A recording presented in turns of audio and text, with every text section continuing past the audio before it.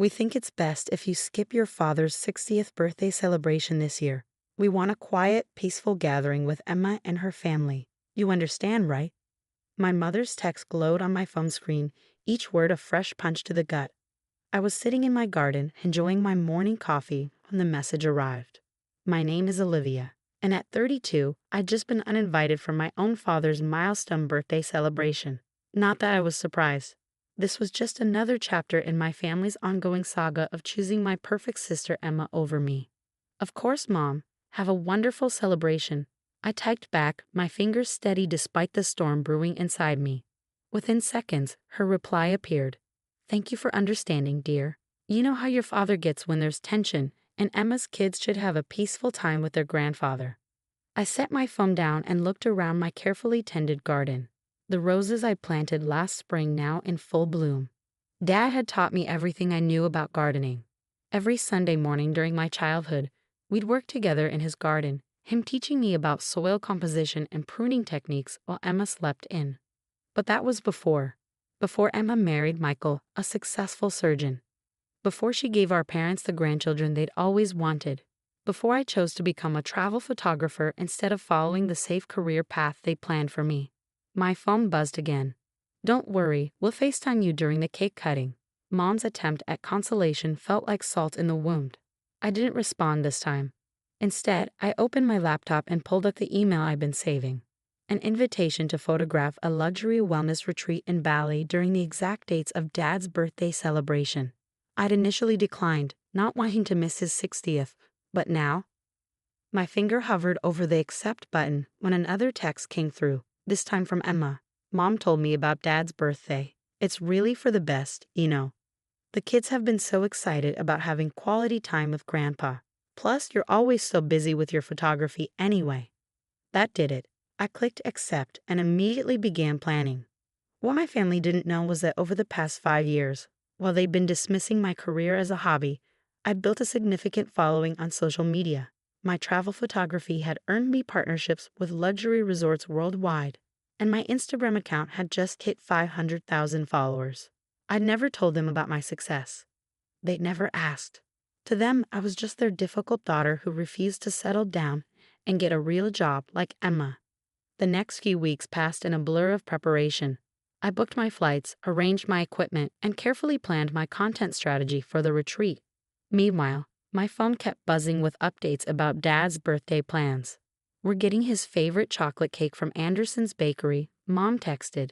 The same bakery where I'd worked my first job, learning to decorate cakes under Mr. Anderson's patient guidance.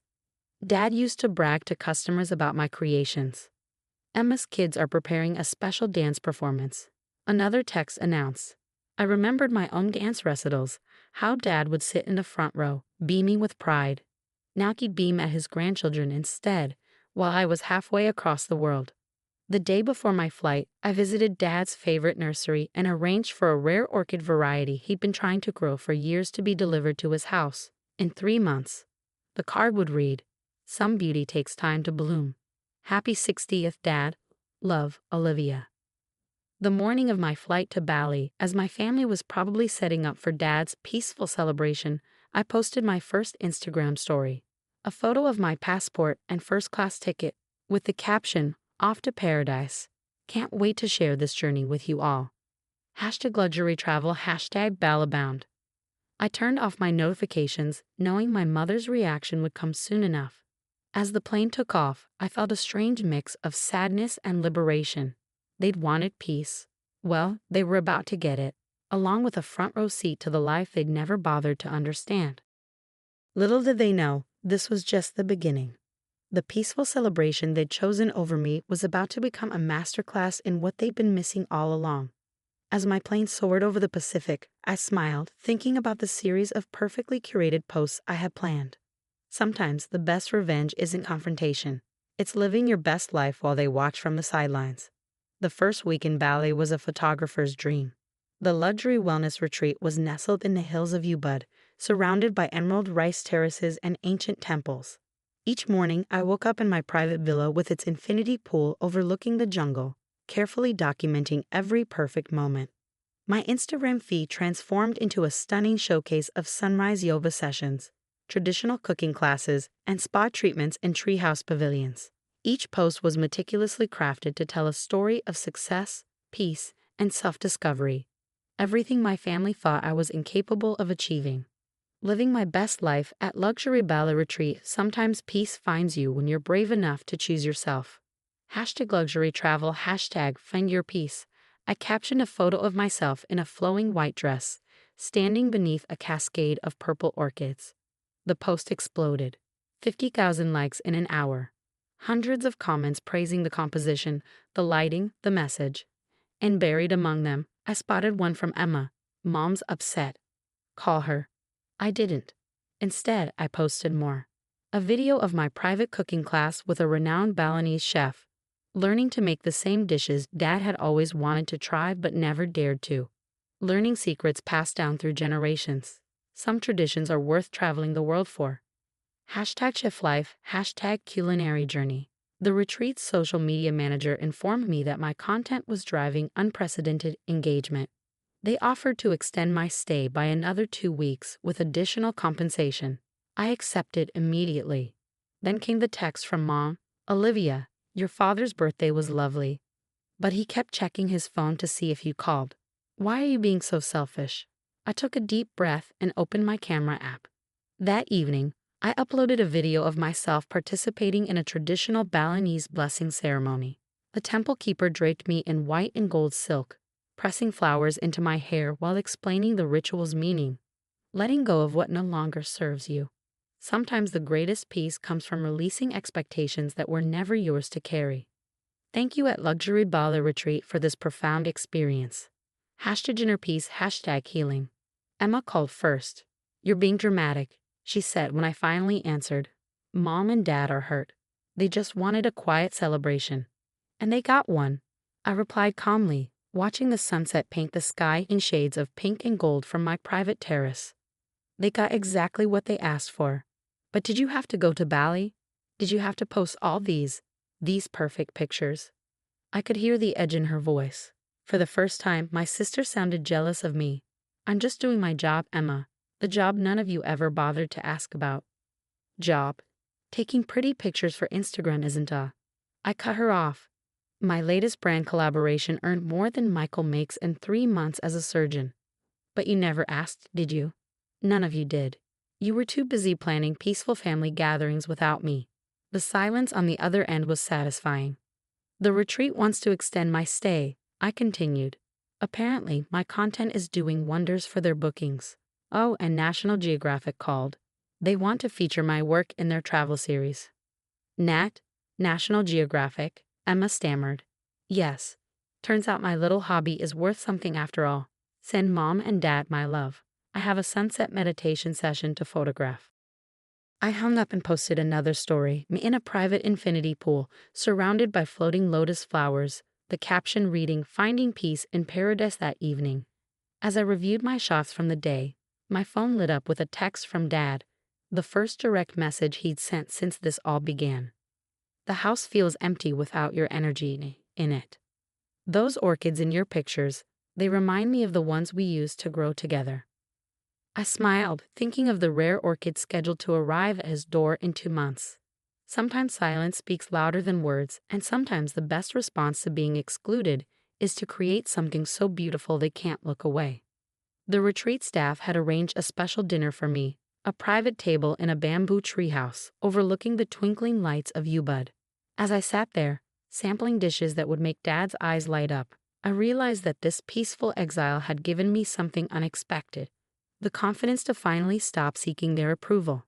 I picked up my phone and posted one last photo for the day, a single orchid, catching the last rays of sunlight. The caption read, "Some people spend their lives seeking peace in silence. Others find it in the courage to bloom anyway." #FinGironpath.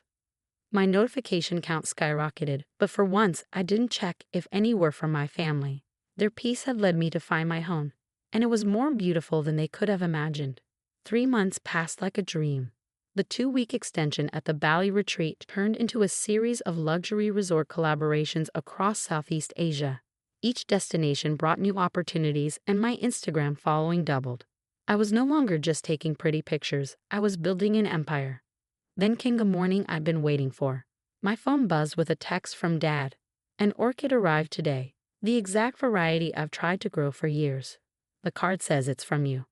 I was sitting in my suite in Singapore, reviewing contracts for my upcoming photography book when his message arrived. I smiled, imagining his face when he saw it. Did you like it? I texted back. It's perfect. But Olivia, why didn't you tell us about any of this? Before I could respond, Mom called. For the first time in months, I answered.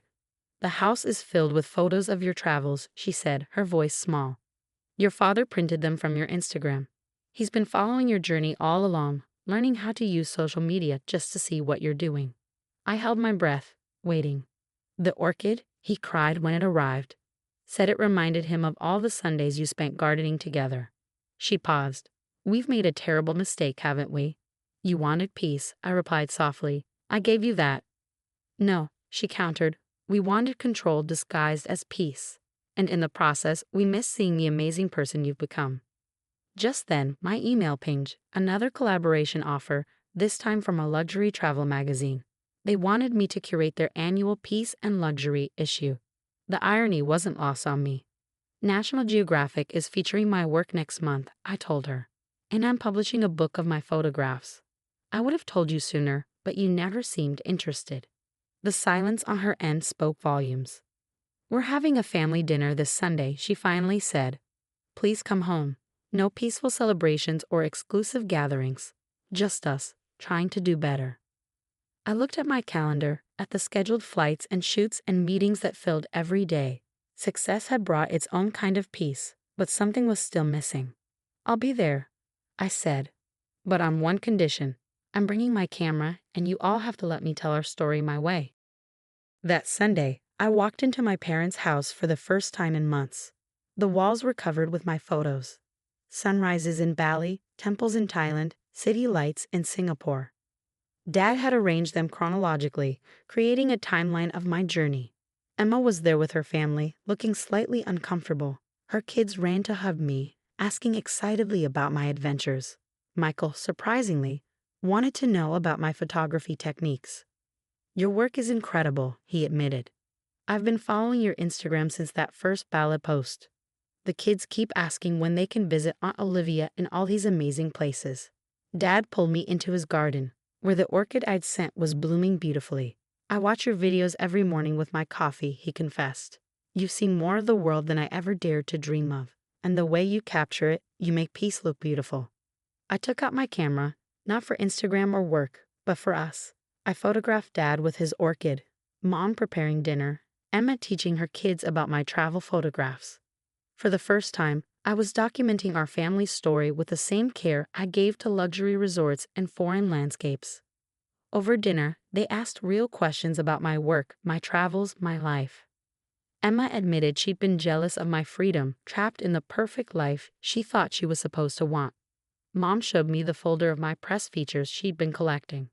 We're so proud of you, she said, tears in her eyes. I'm sorry we needed you to go halfway around the world for us to see it. Later that evening, I posted one last photo. My family gathered in Dad's garden, the orchid blooming between us, everyone laughing at some forgotten joke. The caption read, sometimes you have to travel the world to find your way home. And sometimes peace isn't about silence, it's about finally being heard. #family reunion #full circle.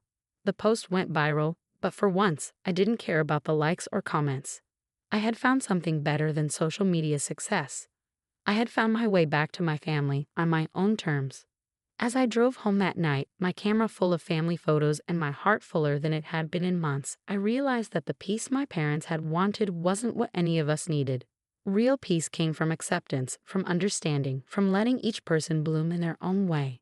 My phone buzzed with a group text from Dad. Same time next Sunday. Bring your camera. We have years of stories to capture. I smiled. Sometimes the best revenge isn't revenge at all. It's showing them exactly what they almost lost and then giving them a chance to do better. The orchid continued to bloom in Dad's garden, a beautiful reminder that some